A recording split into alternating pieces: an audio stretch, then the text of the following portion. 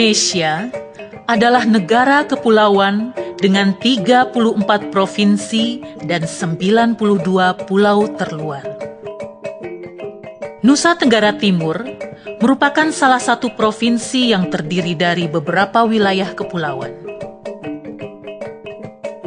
Di provinsi inilah terdapat Kabupaten Alor yang meliputi Pulau Alor, Pulau Pantar, Pulau Ternate, Pulau Buaya, Pulau Pura, Pulau Kepa, Pulau Rusa, Pulau Kambing, dan pulau-pulau kecil lainnya.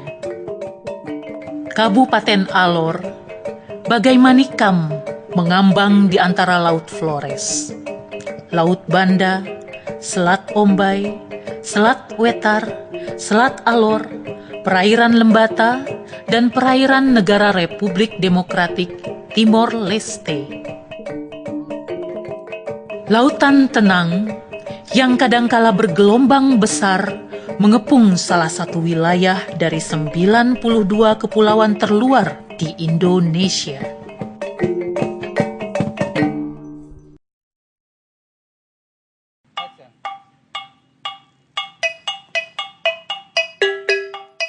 Pagi merekah, mengiringi masyarakat Alor menjemput kehidupan.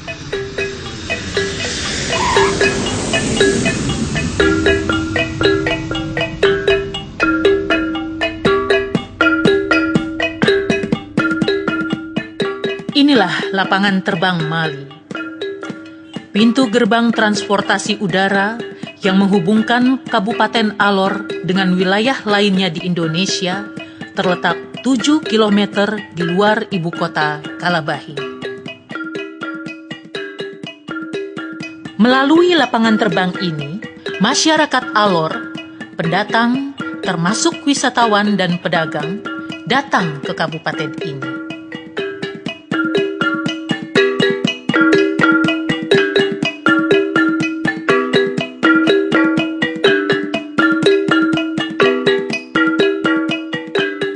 Selamat datang di Kabupaten Alor. Selamat datang di Kalabahi, Kota Kenari, ibu kota Kabupaten Alor.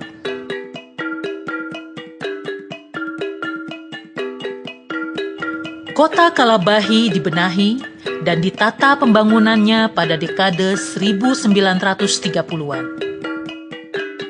Dari kota ini, pemerintah menggerakkan pembangunan Kabupaten Alor.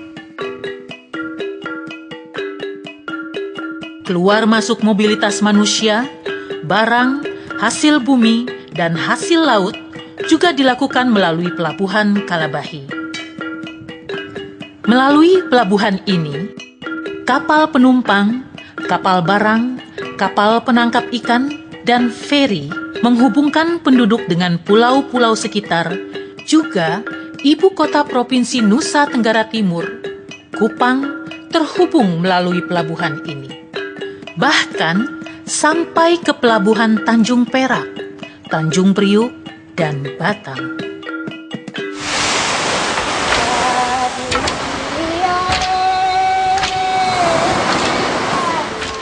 Tuhan menurunkan berkah di Kabupaten Alor dengan kondisi alam dan lingkungan yang molek.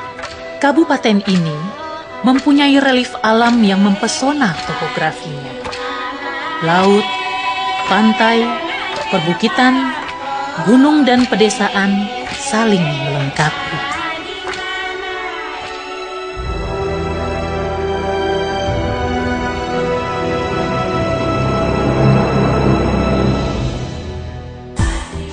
Alor sudah dikenal di seluruh dunia sejak abad ke-16. Ketika Antonia Pigafetta dengan kapal Victoria Magellans mendarat di pantai Pureman, Alor, Barat Daya. Sejak saat itu, banyak peneliti dari barat berkunjung ke Alor. antara lain antropolog Dubois. Sejumlah wisatawan asing datang ke sini dan disambut sukacita. Bahkan ada juga wisatawan asing yang enggan pulang. Di Kabupaten Alor, suku-suku asli masih hidup dan berkembang mengikuti irama kehidupan yang menyatu dengan alam.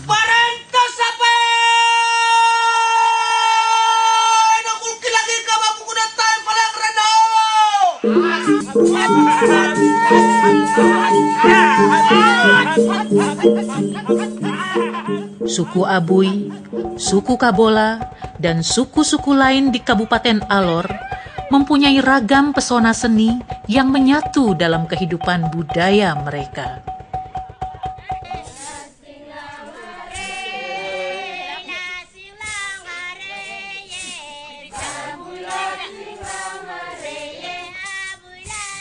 Para wisatawan akan disambut oleh hangatnya tarian lego-lego dan cakal lele, serta tarian lain yang khas di masing-masing suku.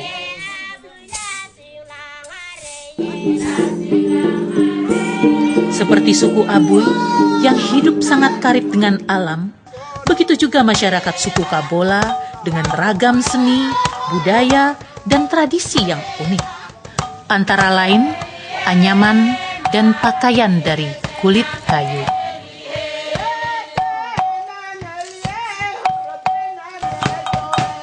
Suku Kabola, suku Abui, dan suku-suku lainnya di Alor hidup dalam rumah dengan arsitektur yang khas.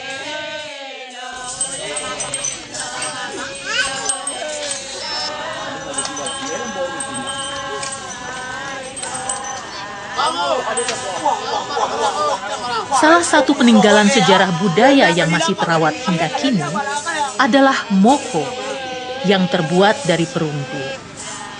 Inilah tanda masyarakat asli Alor sudah sejak lama mengenal peradaban logam seperti peradaban Dongson di Vietnam Utara.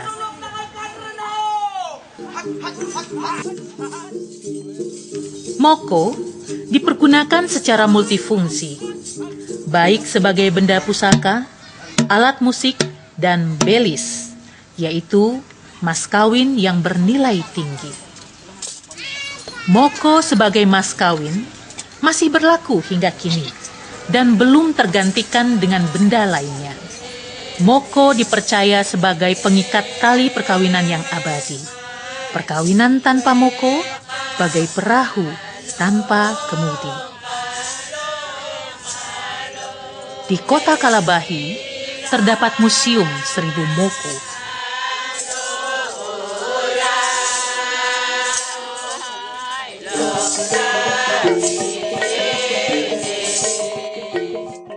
Dalam perencanaan wilayah, memang kesulitan yang paling utama kita dapati adalah membangun wilayah pulau. Tetapi memang itulah yang dianugerahkan oleh Tuhan untuk kami mendiami pulau ini. Sehingga dengan demikian kami letakkan konsep pembangunan kali ini dengan visi mewujudkan Kabupaten Alor yang mandiri dan terbaik dalam indeks pembangunan manusia melalui kepemerintahan yang bersih dan berwibawa. Jadi kita juga harus melihat potensi yang ada di dalam masyarakat, khususnya menyangkut dengan itu suku-suku terasing. Itu kan aset daerah yang bila dipelihara, digali, kemudian dimanfaatkan, dikelola secara baik, itu kan merupakan potensi yang luar biasa untuk mendatangkan investasi juga. Jadi kita harus melakukan revitalisasi cagar budaya, kemudian menginventarisir suku-suku terasing yang masih belum mendapat perhatian selama ini di daerah-daerah terpencil.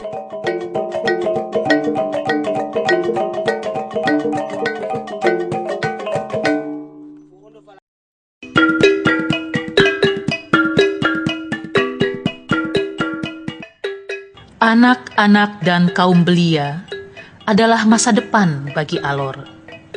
Bagi mereka dan seluruh masyarakat Alor, Bupati Amon Jobo dan Wakil Bupati Imran Duru berkomitmen membangun lingkungan cerdas, lingkungan sehat, dan lingkungan mampu secara ekonomi.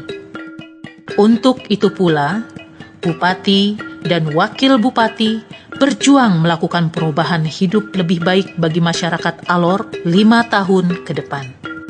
Dari visi ini kami letakkan 4 hal pokok. Yang paling pertama adalah penguatan struktur ekonomi yang berdaya saing. Kedua adalah penguatan kapasitas sumber daya manusia.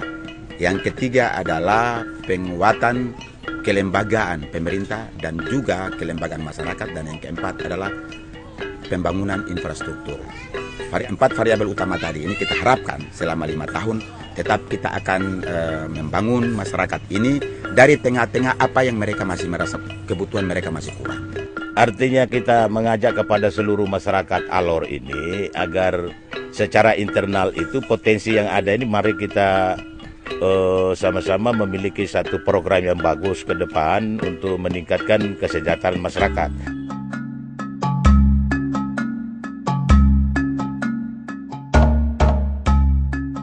Pembangunan Kabupaten Alor berbasis sumber daya alam. Selama ini, Kabupaten Alor dikenal sebagai penghasil kemiri, jambu mete, kelapa, dan beragam produk pertanian lainnya, serta potensi laut. Alor juga penghasil jagung yang menjadi makanan pokok masyarakat. Ke depan, energi dan sumber daya mineral akan dikembangkan. Kabupaten Alor juga kaya dengan hamparan padang gembala yang sangat baik untuk peternakan. Mengolah sumber daya alam menjadi daya baru, meningkatkan kualitas sumber daya manusia.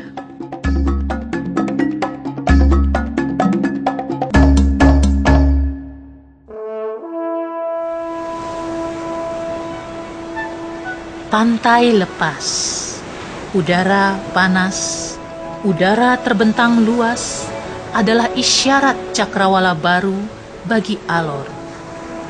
Bagi wisatawan mancanegara, semua itu pesona alam tropik khas yang kerap dicari. Dan ke pulau-pulau khas mereka menuju. Seperti pepohonan nira penghasil sopi, di Pulau Pura menjadi pesona tersendiri.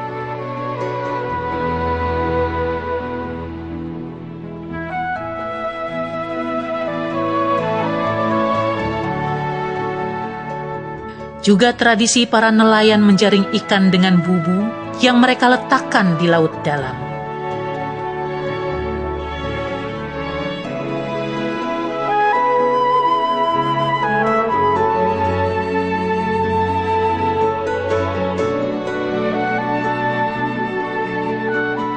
Masyarakat Alor menangkap ikan sesuai keperluannya tanpa merusak habitatnya. Di Pulau Pura, Pulau Buaya, dan pulau-pulau lainnya di Kabupaten Alor, jemari para perempuan dan lelaki lincah menghasilkan karya kreatif.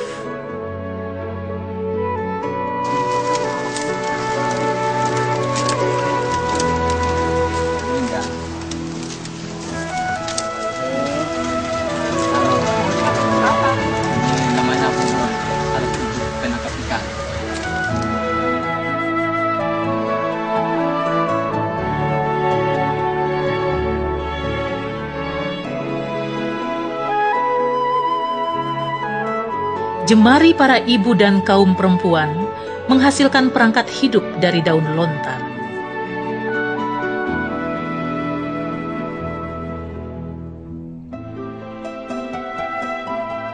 Jemari mereka laksana menjalin benang-benang kehidupan dalam setiap lembar ikat dan songket.